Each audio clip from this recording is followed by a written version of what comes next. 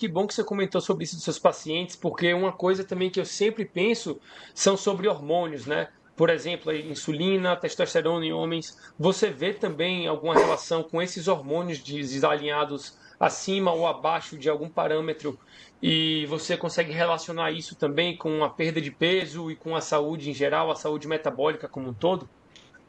Ah, sem dúvida nenhuma, né? A questão da insulina é muito clara, né? Quando a gente inicia uma dieta. Por que a resistência à insulina se desenvolve? Porque chega um momento em que as células fecham a porta, trocam a fechadura da porta da célula e dizem o seguinte: não aguentamos mais carboidratos, né? Por que eles não aguentam mais carboidratos? Porque a gente passa, né? A gente, que eu digo, é a sociedade, passa com aquela história de comer de 3 em 3 horas um alimento rico em carboidrato. E isso faz com que esses picos de glicose constantes provoquem, né, um hiperinsulinismo, e esse hiperinsulinismo acaba provocando uma resistência à insulina. A célula não aguenta mais, porque está cheio de glicose dentro da célula, está cheio de gordura. A célula também, a glicose, ela, embora seja um nutriente essencial em altas concentrações, ela é tóxica tanto para a célula, ainda mais para o citoplasma e intravascular, tanto que o pâncreas faz o que pode para tentar tirar a glicose da corrente sanguínea e normalizar os níveis. Chega um momento, né, em que a célula simplesmente fecha todas as portas, o pâncreas não consegue mais produzir o suficiente de insulina e o paciente acaba entrando, então, em insuficiência pancreática, desenvolvendo um diabetes tipo 2, tá? Na questão de hormônios sexuais, isso é clássico também. Existe até uma síndrome chamada síndrome de MOSH, que é, que é a deficiência hormonal masculina, né, o hipogonadismo, devido à obesidade. Então, hoje, os meninos de hoje, eles têm a testosterona dos homens de 70, 80 anos da geração passada, exatamente por essa alteração completa na nossa forma de nos alimentar, mas também, Antônio, na forma que a gente vive, porque não é só o alimento que está causando essa crise de obesidade.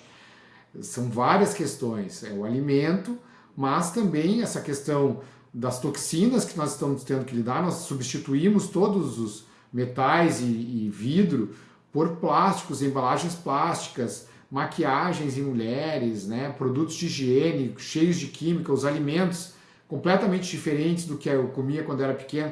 Mesmo o chocolate, se pegar um chocolate assim, né, o chocolate hoje tem 20 ingredientes. Na minha época, o chocolate tinha 13 ingredientes. Então, mesmo isso mudou, não é só, né, o tipo de alimentação mudou, os próprios alimentos mudaram também. Sedentarismo, excesso de telas, energia eletromagnética, né?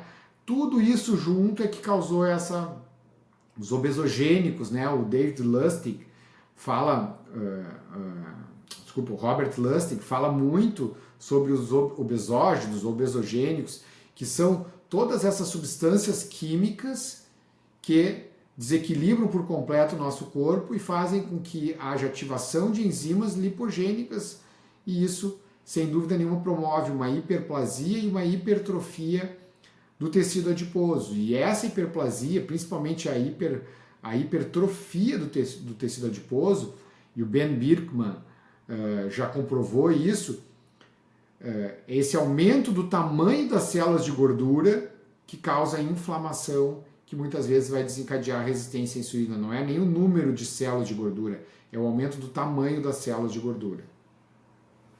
Muito interessante, doutor, muito interessante. Eu tenho uma regra que eu falo para os meus seguidores: se um alimento tem mais ingredientes que um shampoo qualquer, o ideal é que você não coma ele, porque não é alimento de verdade, né?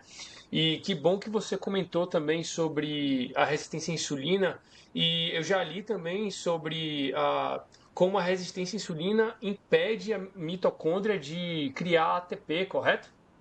E isso também impacta o metabolismo da pessoa?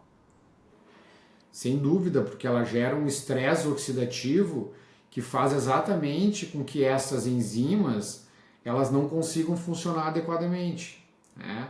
E esse estresse oxidativo causado pela resistência à insulina faz com que os substratos energéticos também não consigam chegar adequadamente. E aí entra a questão da flexibilidade metabólica. É a pessoa, né, acaba então por desencadear uma glicólise acentuada no citoplasma, levando uma acidose metabólica, e muitos diabéticos têm, né, uma crise de acidose metabólica, né, um coma metabólico, pode levar até a óbito isso, né, para muitas pessoas que estão, assim, casos, né, assim, absurdos de resistência à insulina, mas pode acontecer. Enfim, Interessante. sem dúvida nenhuma, esse é um grande problema que a gente enfrenta, né? Interessante, e eu já li muito aqui nos Estados Unidos também, como tem vários médicos falando. Eu já li a Dr. Georgia Ede falando isso, se eu não me engano, que Alzheimer's está sendo estudado como se fosse uma diabetes tipo 3 entre aspas, né? Também está relacionado à resistência à insulina, o Alzheimer, no que você já pesquisou, doutor? A doutora Georgia Eddy é uma das grandes pesquisadoras desse tema, né? Mas fica claro que as doenças neurodegenerativas, o cérebro sofre muito com essa glicação, né? Porque quando a gente mede, por exemplo, a hemoglobina glicada, nós estamos medindo a glicação lá na hemoglobina.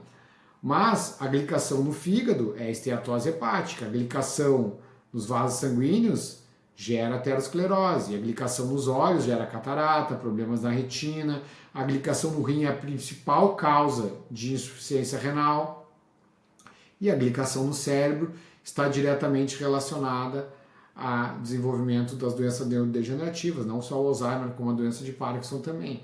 Então, sem dúvida nenhuma, esse é um fator determinante. E muitas pessoas se enganam por não serem diabéticas, Antônio, de que não haja que não tem problema nenhum. Mas muitos diabéticos que mantêm um controle.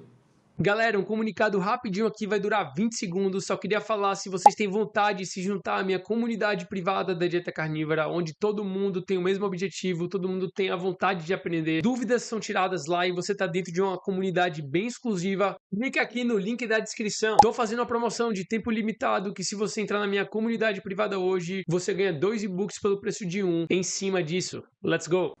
Glicêmico, eles estão melhores do que pessoas que ficam ingerindo e tendo picos de glicose várias vezes por dia, ou seja, passando por estados diabéticos várias horas do seu dia, entendeu? E essa glicação é importantíssima também, não apenas nos pacientes que têm no caso, diabetes ou diabetes tipo 1 ou mesmo diabetes tipo 2. Ela é importante naquelas pessoas que levam uma dieta meramente a partir de carboidratos, né? E principalmente a população que vive de fast food, de alimentos mais industrializados, né? Ultraprocessados, bolachas, pães, bolos, bolacha, pizza, fast food, refrigerantes, que é infelizmente a grande parte da população, né? Porque esses alimentos eles são hoje a base da alimentação da população mais humilde, infelizmente por uma assim determinação errada e infelizmente hoje esses alimentos acabaram sendo a base. E hoje o grande problema de saúde pública não é mais a fome, né? Ela é realmente a obesidade. E, doutor, eu nunca tinha pensado desse jeito. Eu nunca tinha pensado como estar em estados de diabetes constante durante o dia. Isso é uma forma muito interessante de pensar, velho. Muito mesmo. E como você falou, né? A população agora está sofrendo mais com a obesidade do que com a fome. E eu diria, eu tenho na minha mente que o maior experimento já feito pela humanidade foi o experimento da pirâmide alimentar com os Estados Unidos na década de 80 lá, né? Onde o mundo todo utilizou essa pirâmide alimentar como base e daí diante os níveis de obesidade subiram, diabetes, hipertensão, câncer, autismo, o que você imaginar. E, doutor, uma coisa que a gente comentou até mais cedo, mas que eu me esqueci de perguntar, porque a gente estava conversando sobre outra coisa também, a gente estava comentando sobre os industrializados, e eu vejo muito, mas muito, mas muito médico e nutricionista também defendendo industrializados como a Coca Zero. Qual é a sua visão sobre Coca Zero? Só porque tem 0 calorias não vai fazer mal? ou ainda dá o estresse oxidativo no corpo, pode ser um problema? Não, os alimentos, a Coca Zero é uma bomba química, né? Então, tu sugerir que uma pessoa tome uma bomba química é um absurdo, né? Tem adoçantes, tem corantes, né? Enfim, ela não tem caloria, só isso, mas isso não quer dizer muita coisa. Como eu te disse, Tony, tudo que fugir do nosso ambiente original, eu sou contrário. Eu acho que o ideal é que a gente tenha uma alimentação com base no que nosso corpo reconhece. Coca Zero não faz parte disso. Mas sucos de fruta também não fazem parte, também não são saudáveis que a gente tome a todo momento, né? E sempre lembrando que nós estamos falando de alimentação, não de celebração. Se a pessoa quiser eventualmente, né? O problema é que as pessoas, infelizmente, querem celebrar em todas as refeições, em todos os momentos, né? Obviamente que o estrago vai sempre existir, né? Nunca vai dizer, isso é saudável, isso não é, bobagem de dia do lixo, nada disso. Mas eu tô falando assim, ó, vou te dar um exemplo, Antônio, tá?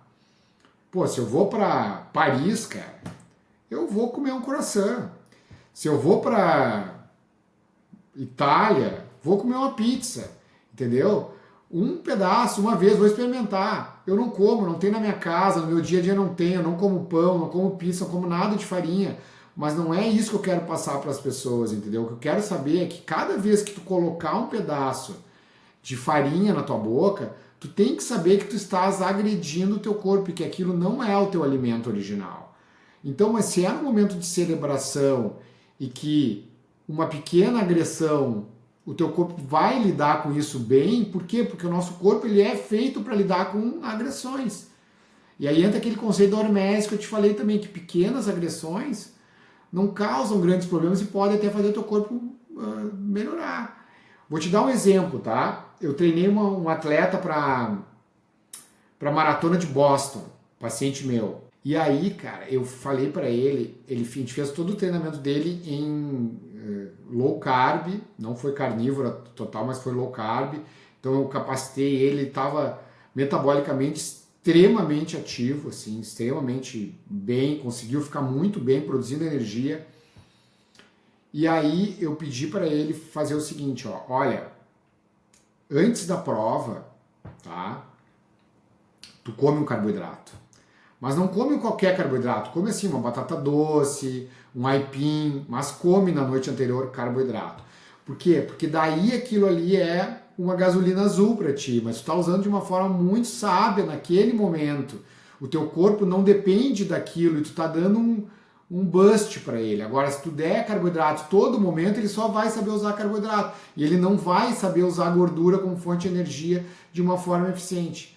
E o paciente foi lá e fez o menor tempo que ele já tinha feito através dessa estratégia, entendeu? Então, enfim, não é a questão de eventualmente tu cometer um deslize, não é isso, ou numa celebração. O que eu falo é no seu dia a dia, né? Segunda, terça, quarta, quinta, todos os dias, né? E aí você tem que cuidar não apenas dos grãos, não apenas do açúcar, mas das gorduras que você come. Isso é uma das coisas mais importantes, né? As gorduras artificiais, que são aquelas gorduras oriundas de sementes, de óleos de sementes, elas devem ser evitadas ao máximo. Eu considero elas tão ou mais perigosas do que o açúcar para a nossa saúde. Sobre você estar num estado que você está metabolicamente saudável e com isso você entende que essas saídas da sua alimentação normal são exceções, né, doutor? Onde é como se fosse um drink, é como se fosse um Pontuais, drink. né? Pontuais, exatamente, como tomar um drink numa festa eventual, entendeu? É isso. Mas nunca, mas sempre sabendo a ação daquilo no teu metabolismo. Nunca achando que aquilo vai ser inócuo. Sabendo o que tu está fazendo, conhecendo o teu corpo, né? E sabendo que se tu brincar com aquilo ali, ele vai te viciar de novo e vai voltar tudo como era antes. Essa é a grande questão, né? Então tu tem que saber muito claramente que tu vai cometer aquele deslize, mas que na próxima refeição, não é nem no próximo dia, na próxima refeição, no mesmo local que tu tá, tu vai voltar pro teu ambiente original.